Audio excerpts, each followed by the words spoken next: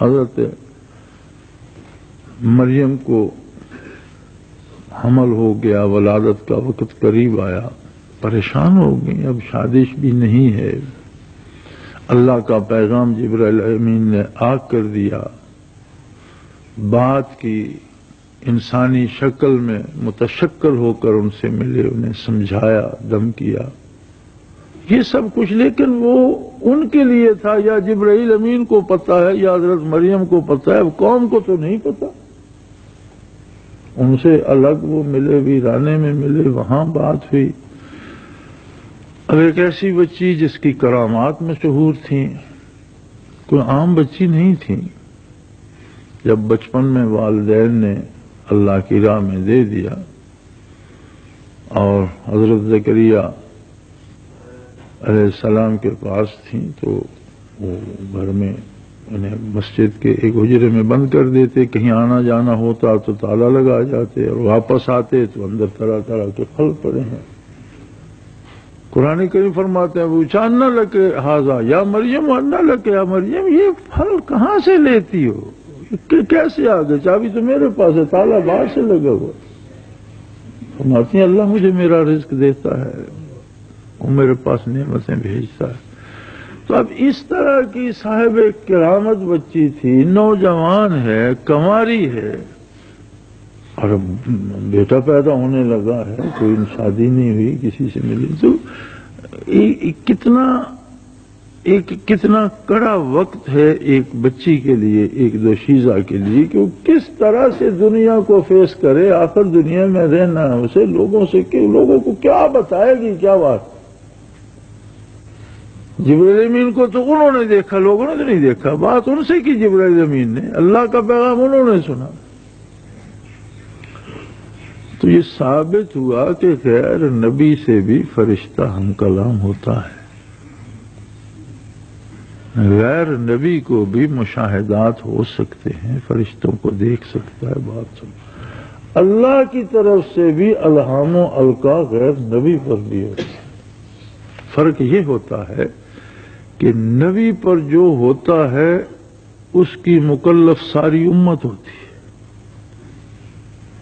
اور وہ حق ہوتا ہے۔ غیر نبی پر جو الہام و القا ہوتا ہے، الہام و القا برحق ہوتا ہے، لیکن غیر نبی کو سمجھنے میں غلطی لگ سکتی ہے، نبی کو غلطی نہیں لگتی، غیر نبی کو سمجھنے میں غلطی لگ سکتی ہے۔ لہذا جو الہام و القا غیر نبی پر، ولی اللہ پر ہوگا، وہ اسے سنت نبوی پہ پیش کرے گا۔ اگر دینی حدود کے اندر ہے، سنت کے مطابق ہے تو درست ہے، اور دوسرے لوگ اس کے کشف کے مکلف نہیں ہیں، لیکن وہ خود مکلف ہے، اسے اس پر عمل کرنا ہوگا۔ صاحب کشف اپنے کشف کا مکلف ہے، اگر اس کا کشف سنت سے، دین سے ٹکراتا نہیں، اگر دین سے ٹکراتا ہے تو پھر اسے سمجھنے میں غلطی لگی ہے، جو حضور نے فرمایا وہ حق ہے اور جو یہ سمجھ رہا ہے وہ غلط ہے، اسے چھوڑ دے۔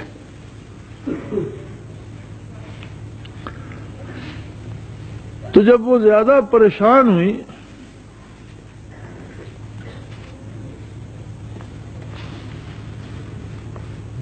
تو فرمایا فناداہا من تحتہا، ہم نے انہیں نشیب سے آواز دی، انہیں آواز آئی نشیب کی طرف سے، اللہ تخزنی قد جعل ربک تحتک سریا، پریشان مت ہو مریم، سخت پیاس بھی لگی ہوئی تھی، پھر پانی کی ضرورت بھی پڑ سکتی تھی ولادت کے بعد،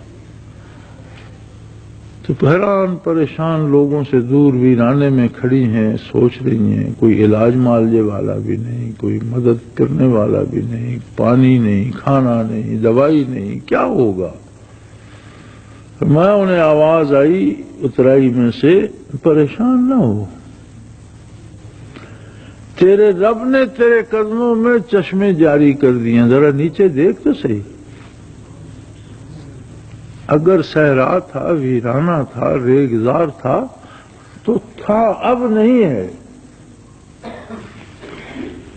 قد جعل ربک تختک سریا، تیرے پروردگار نے، یہاں اللہ کا لفظ استعمال نہیں، اللہ ذاتی نام ہے اور رب صفاتی نام ہے۔ رب وہ ہے جو پالتا ہے، رزق دیتا ہے، ضرورتیں پوری کرتا ہے، اس لیے یہاں رب، تیرے رب نے، تیری ضرورتیں پوری کرنے والے نے تیری ضرورت کے لیے چند گلاس یا ایک مٹکا یا کوئی ایک حوض پانی کا نہیں، بلکہ تیرے نیچے، قدموں کے نیچے، دیکھ تو صحیح، چشمہ جاری کر دیا۔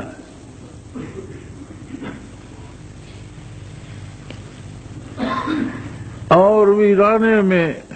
اجاڑ میں پرانے تنے کھجور کے اجڑے ہوئے کھڑے تھے۔ فرمایا وَحُزِّي إِلَيْكِ بِجِذْعِ النَّخْلَةِ، یہ پرانا تنا جو کھجور کا کھڑا ہے، اسے ہلاؤ تو صحیح، دنیا عالم اسباب ہے، تم سبب تو بناؤ، تم اسے ہلاؤ تو صحیح۔ تو ساکت علیہ کے رطبن جنیا، تجھ پر تازہ کھجوریں پھینکے گا، یہی پھل دے گا، یہی کھجوریں دے گا۔ پانی کی ضرورت تھی، پانی فراہم فرما دیا۔ کھجور غذا بھی ہے اور ولادت کے لیے، وضع حمل کے لیے دوا بھی ہے۔ وہ ایسا قادر ہے، اس نے غذا بھی ایسی دی جو اس وقت وضع حمل کے لیے ضروری تھی، دوا کا کام بھی کرے، غذا کا کام بھی کرے۔ تو فرمایا آپ ہلاؤ تو صحیح اس تنے کو، یہ بیکار تھا اب بیکار نہیں ہے، آپ اسے ہلاؤ، یہی تازہ کھجور دے گا۔ فکلی وشربی، کھاؤ پانی پیو، وقرری عینا، اور بیٹے کی ولادت سے اپنی آنکھیں ٹھنڈی کرو، چاند سا بیٹا دے رہے ہیں تمہیں جو میرا نبی ہوگا، تو اپنی آنکھیں اس خوشی سے، اس مسرت سے ٹھنڈی کرو۔ ہاں اگلا ڈر جو تمہیں ہے کہ قوم کو میں کیا جواب دوں گی، آخر جنگل میں تو بسر نہیں ہونا، اسے میں لے کر گھر کیسے جاؤں گی؟ فِمَّا تَرَيَنَّ مِنَ الْبَشَرِ أَحَدًا فَقُولِي إِنِّي نَذَرْتُ لِلرَّحْمَٰنِ صَوْمًا، اگر کوئی آدمی نظر آئے، جب واپس قوم کے پاس جاؤ، جب لوگ ملے تو انہیں اشارے سے بتاؤ کہ میں نے خاموشی کا روزہ رکھا۔ بنو اسرائیل میں اور ان انبیاء کے مذہب میں خاموشی کا روزہ بھی بطور نظر رکھا جاتا تھا، اسلام میں نہیں ہے۔ تو آپ کہہ دیجئے کہ میں بات نہیں کروں گی، میں نے روزہ رکھا ہوا ہے۔ فَلَنْ أُكَلِّمَ الْإِنسَ الْيَوْمَ إِنْسِيًّا، میں کسی انسان سے بات نہیں کرتی۔ فَأَتَتْ قَوْمَهَا تَحْمِلُهُ، اب وہ بچہ لے کر، بچے کو اٹھا کر واپس قوم کے پاس آ گئی۔ کوئی عام خاتون ہوتی شاید لوگ پرواہ نہ کرتے، لیکن ایک بچی جو اللہ کے گھر میں پلی بڑھی، جسے والدین نے اللہ کی راہ میں نظر کر دیا، عبادت خانے میں رہی، اللہ کے نبی کی زیر پرورش رہی اور صاحب کرامت مشہور تھی، اب جب اس کو بغیر شادی کے نوعمری میں، نوجوانی میں بچہ اٹھائے ہوئے دیکھا تو انہوں نے کہا یا اخت ہارون ماں کان ابو کی امرا سوم ماں کانت امک کے بغیر، نہ تیرا، اے ہارون کی بہن، تیرا باپ بھی ایسا نہیں تھا اور تیری ماں بھی ایسی نہیں تھی، تیرے والدین تو شریف نیک مشہور تھے، تو نے یہ کیا کیا؟ فاشارت الیہ، انہوں نے بچے کی طرف اشارہ کر دیا، اپنے کشف پر، اپنے جو القاء الہام ہوا، جو مکالمہ ربانی ہوا، اس پر اتنا یقین و اعتماد تھا، سارا کام اسی کے مطابق ہوتا رہا۔ اب ایک بچہ جس کی ولادت کو چند گھنٹے ہوئے ہیں، اس کی طرف اشارہ فرما، اس سے بات کرو، میرا تو روزہ ہے۔ تو انہوں نے کہا عجیب بات ہے، قالوا کیف نکلم من کان فی المہد صبیا، ایک معصوم بچہ جو نو مولود ہے، ہم اس سے کیا بات کریں؟ عیسیٰ علیہ السلام بول پڑے، انہوں نے کہا انی عبد اللہ، میں اللہ کا بندہ ہوں، آتانی الکتاب، میں صاحب کتاب نبی ہوں اللہ کا، وجعلنی نبیہ، مجھے اللہ نے نبی بنایا ہے اور مجھے کتاب دے گا، میں صاحب کتاب ہوں، وجعلنی مبارکن اینما کنت، اور مجھے بابرکت بنایا میں جہاں بھی ہوں گا، واوصانی بالصلاۃ، مجھے اپنی عبادت کا حکم دیا ہے، والزکوٰۃ، اور بدنی اور مالی عبادت کا حکم دیا ہے، ما دمت حیا، جب تک میں دنیا میں رہوں اللہ کی عبادت کروں، اللہ کی اطاعت میں رہوں، وبرم بوالدتی، اور اپنی والدہ کے ساتھ نیکی سے پیش ہوں، ولم یجعلنی جبارا شقیا، اور مجھے اس نے نہ ظالم بنایا ہے، جبر کرنے والا بنایا ہے، اور نہ بدبخت، والسلام علیہ یوم ولدت، میرے لیے سلامتی ہے اللہ کی طرف سے جب میں پیدا ہوا، یوم اموت، جب میں مروں گا، وہ یوم ابعث حیا، اور جب میں میدان حشر میں اٹھوں گا تو میں جہاں بھی ہوں گا میرے لیے اس نے سلامتی مقرر کر دی۔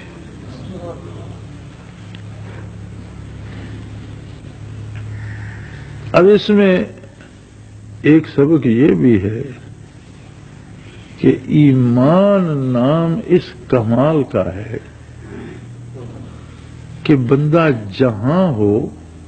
سلامتی کا امین اور سلامتی بانٹنے والا اور سلامتی رکھنے والا۔